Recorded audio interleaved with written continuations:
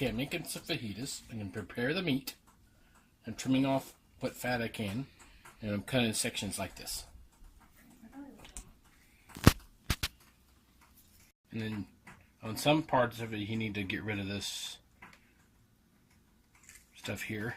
That if you don't, when you cook it, when meat will shrink up, it'll curl, and then when you try to eat it, it'll be tough and stringy. So, any place you see that where you can pick up all this fat right here, the harder fat like that, it'll melt off when you're cooking it, whether you're grilling it or using it in a skillet.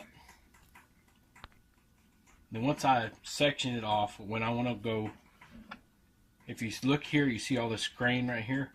So what you want to do, if you're going to put it in a skillet, you cut it as thin as you can across the grain. See where it's going across? Just like that. How about this thin? And that'll make it to where when you bite into it in a tortilla, it'll pull apart a little easier. It won't be so tough. Of course, the way I cook this, it's usually not that tough to eat unless it's just a bad cut of meat. Once we have it all cut up, I'm going to put it in a little marinade tub I have here. I've cleaned my cutting board off there and I set that there so it is clean. And then I've got a Fabulosa quick fajita marinade. And then some Fiesta brand extra fancy fajita seasoning with tenderizer. You can get that at most grocery stores. And then I just put it in a little shaker. So what I want to do here is go ahead and sprinkle a little marinade on there. And if you have some gloves, you might want to wear those, but I'm not scared of it. So, and just kind of mix it in with it. Okay, and then we take the best seasoning, well, a lot of seasoning.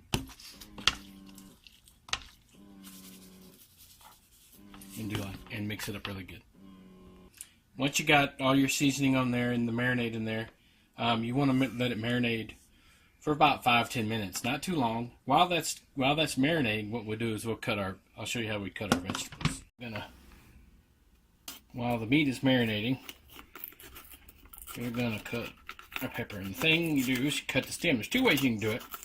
You can actually cut across this way and get the stem, or you can just notch it out like that.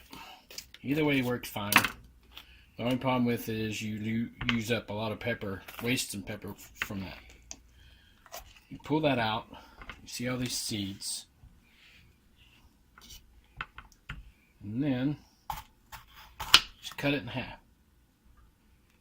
Somewhere on your counter or in the trash, take all this white parts of the pepper off right there, and get the seeds out.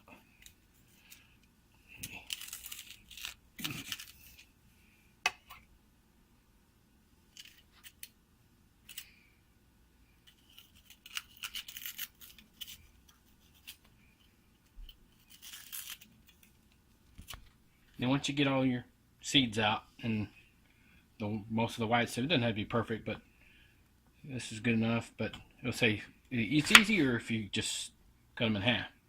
And then you want to cut them thin. You don't have to be that thin. You can cut them thicker, however you like your bell pepper.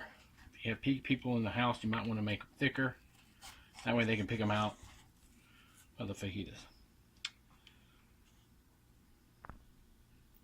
Okay, now we cut the onion. Very easy. Cut the top off. And if you hold down your knife when you get to the edge, you pull, you get some of this skin off right here.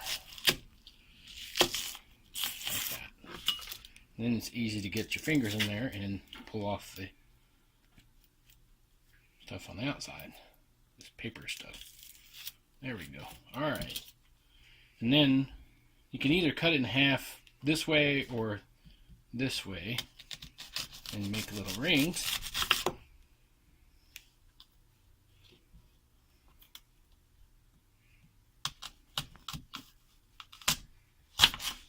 And however thick you want it pop out the heart of the onions. Like that. If you want it thinner, you can cut it thinner. It's a little hard to cut that. Oops. Anyway. So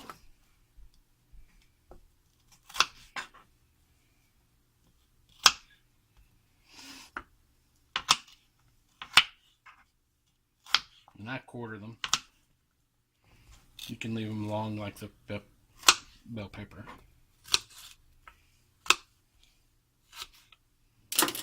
And just break it apart.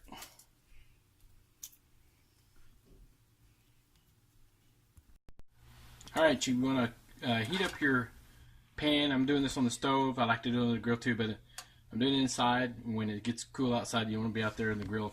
Well, some people don't.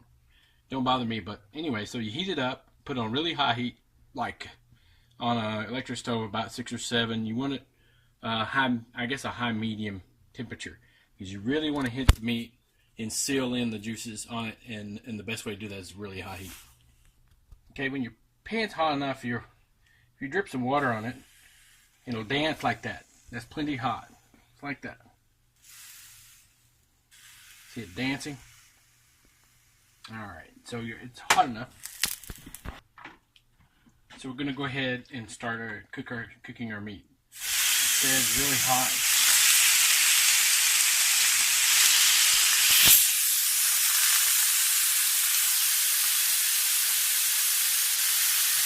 We might have too much meat for our pan, but it'll work for right now.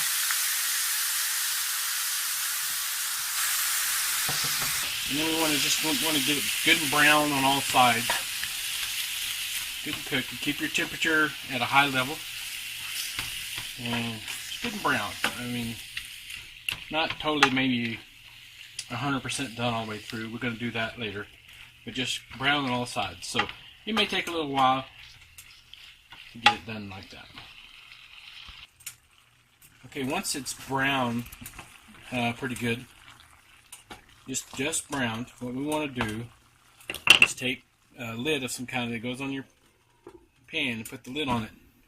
Turn it down to about medium on your burner, and then let that cook for about 10 minutes.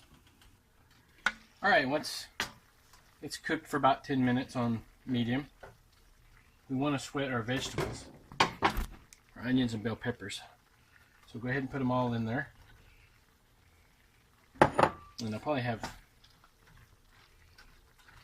a little less than I'd normally use when they're big cut, because I have picky people in the family, including myself, that don't like the vegetables. They like the flavor, they don't like it, so they can cook them out. So you just want to incorporate that into the meat a little bit. And then, got that good mixed in together. Put our lid back on it and let it sweat down for another 10 or so minutes. While it's cooking for 10 minutes, every once in a while, occasionally kind of stir it around. So, I don't know if you're using a non-stick pan or regular pan, you don't want it to stick on the bottom. But just stir it around occasionally and then put the lid back on. And keep cooking for a little longer. Okay, after your vegetables have sweat down pretty good, let's set our lid aside. We're going to crank that thing back up to high heat. And then just keep stirring. All the juices will cook down, and the edges of the vegetables and stuff will start to caramelize.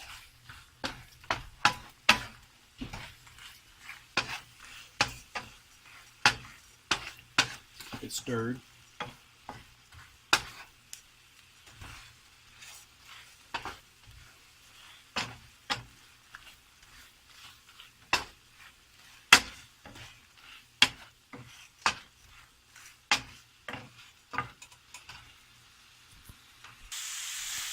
Okay, once all your juices are cooked down and all your vegetables are pretty sweated out and your onions almost translucent, it's about ready. And you just cut off and serve in a nice warm sour tortilla, sprinkle with some cheese, and there you go.